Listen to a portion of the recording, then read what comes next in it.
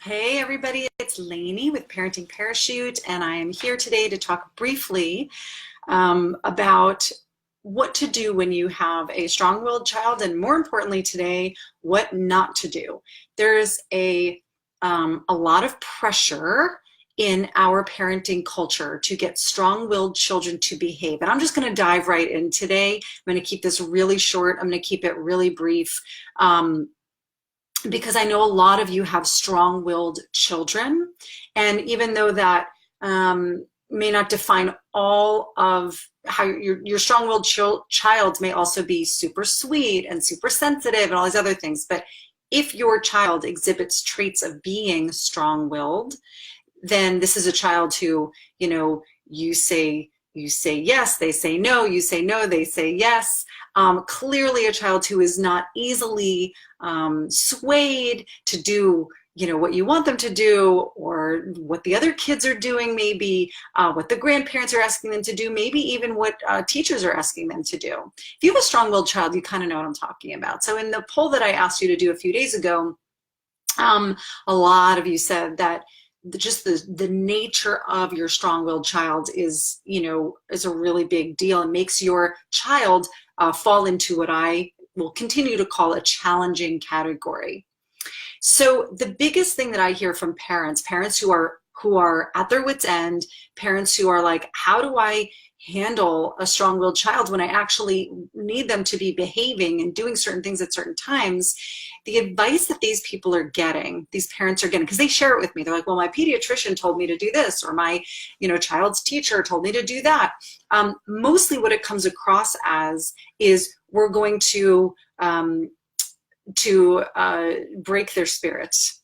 And one teacher actually told a client of mine that what she wanted to do was this. Like, if this was the child, she wanted to go like, I want to like squash that behavior, so that he learns how to behave. And this boy was in pre-K, because he's only going to be asked to behave more and more as he gets older. And so if we don't do that now, then what are we creating for the future? And I understand the fear that parents have. Well, if he doesn't learn, or she doesn't learn to do it now, when is she going to learn to do it? And it's one of my least favorite things that I hear teachers or doctors say, well, you might as well do it now because you're going to have to do it sometime.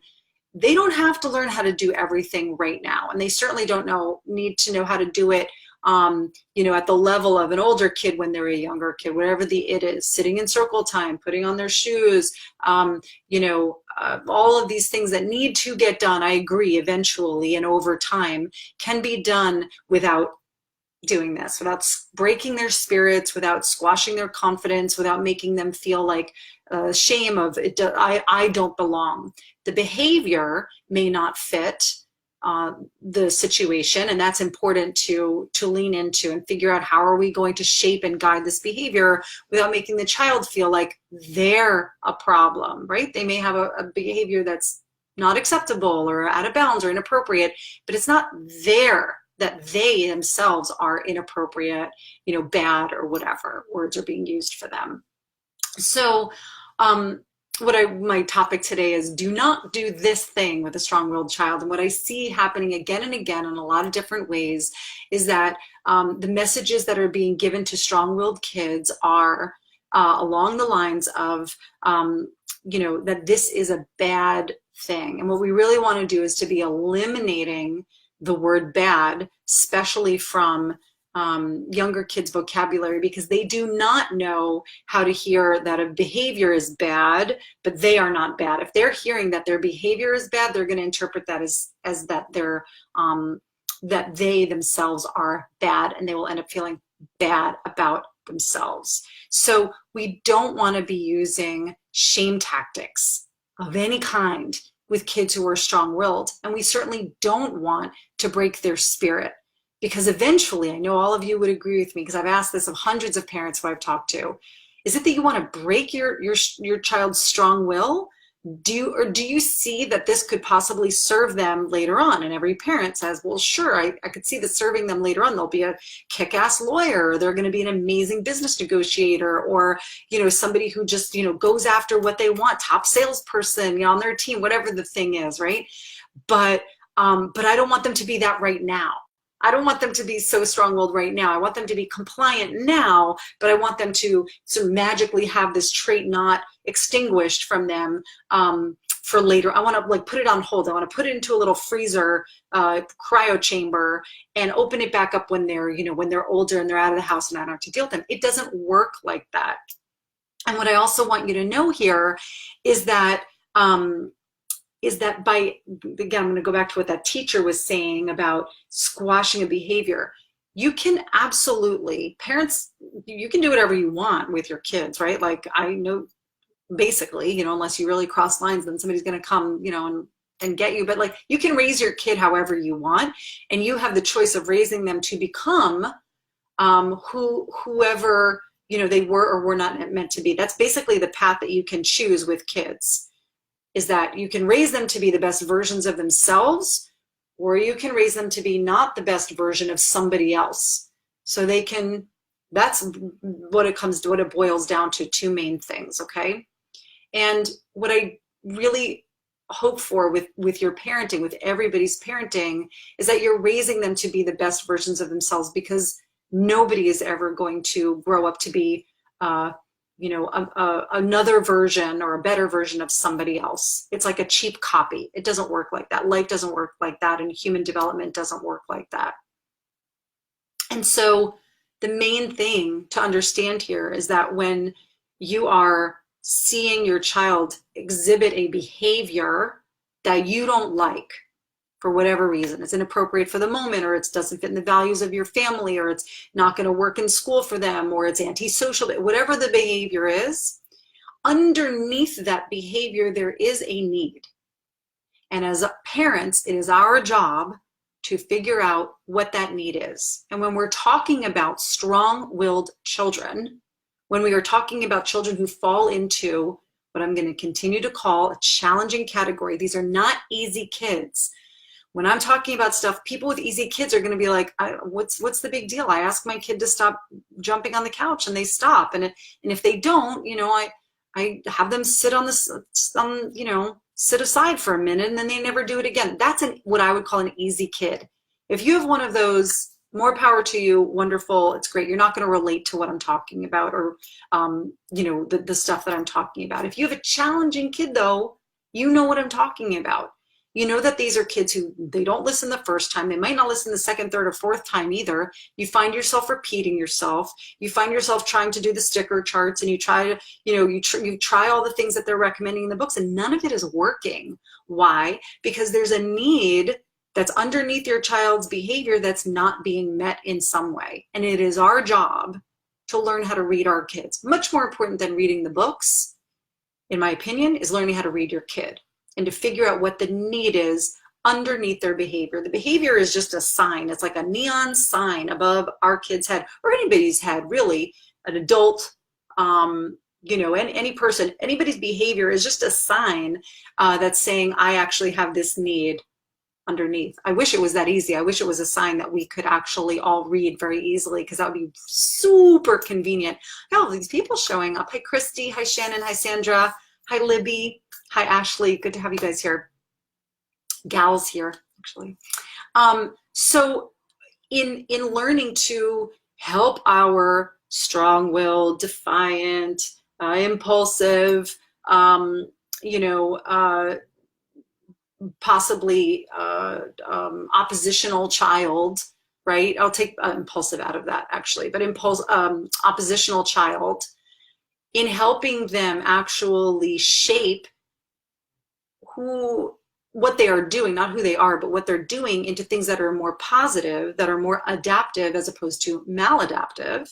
We want to be, and we need to help them look at, we need to know what's going on underneath the surface so that they can change their behavior to get more of the results that they want. Because as they get older, if they continue doing those things, they will face rejection. They will face, being sent out of the room, being timed out at school, being rejected by their peers if what they're doing is sort of antisocial behavior. That will happen if it's not already happening so far. If you're not getting the notes from the teachers, you're not getting the reports from school that have started to say, your child is not really doing, or if your child is doing all these things okay at school, but then they're coming home and they're not doing it.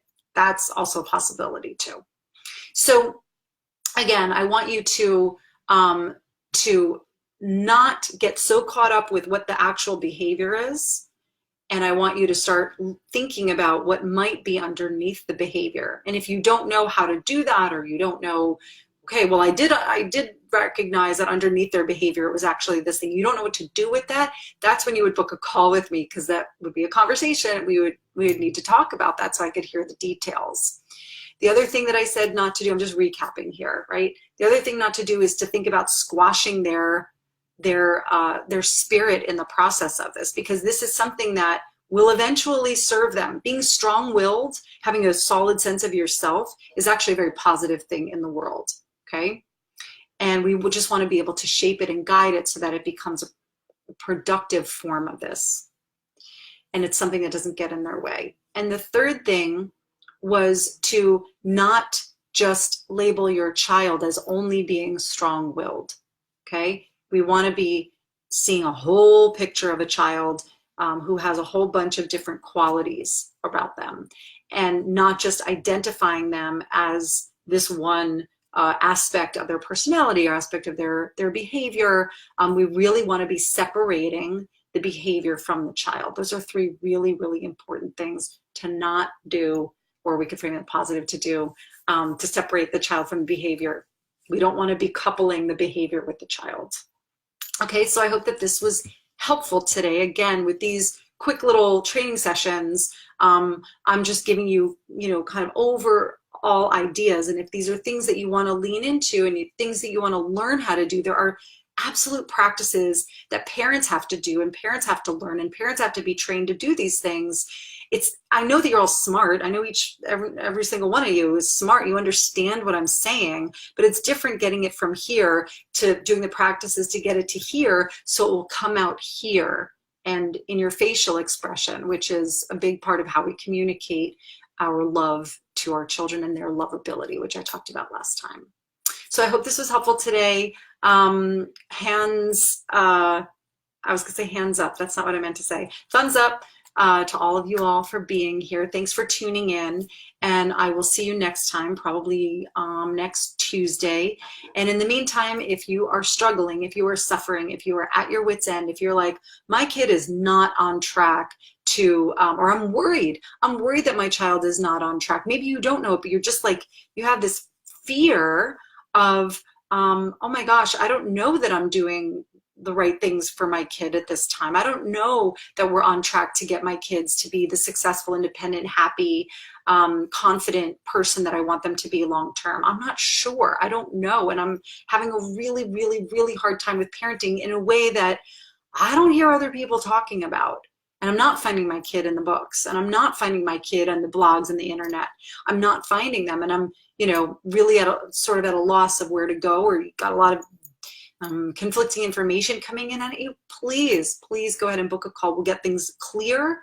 We'll light the path for you, and show you how you can walk a really solid, confident, calm, competent parenting path to get the outcomes that you want, which is a happier you, happier kids, and calmer overall, and relationships that you're going to be nurturing for life that will be healthy, based in healthy attachment, so that your kids can navigate the world with success, can choose life partners that you're happy with, that are healthy for them, and be able to navigate life's up and downs like a healthy adult, okay?